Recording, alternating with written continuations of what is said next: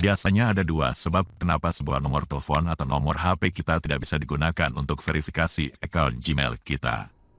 Baik lewat PC atau komputer, lewat laptop maupun lewat HP. Pertama, karena terjadi error. Error itu bisa disebabkan karena koneksi jaringan yang kita gunakan lagi bermasalah.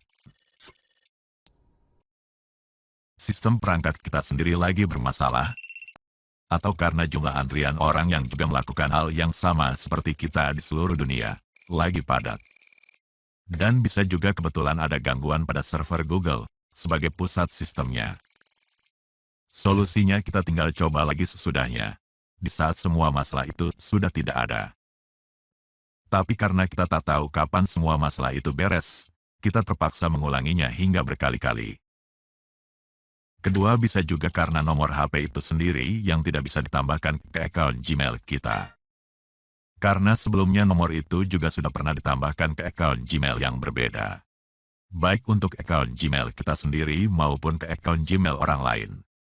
Karena Google sebagai pusat sistemnya, secara resmi memang membatasi, satu nomor itu hanya bisa ditambahkan ke beberapa akun saja.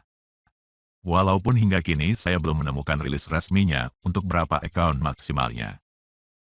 Tapi berdasarkan pengalaman saya selama ini, biasanya satu nomor itu hanya bisa ditambahkan untuk 2 akun dalam range 1 tahun. Setelah masuk ke tahun berikutnya, baru nomor yang sama bisa ditambahkan lagi ke akun Google yang berbeda.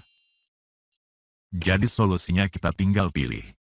Mau menunggu berakhir batas waktu 1 tahun dulu, atau menggunakan nomor HP lain yang berbeda.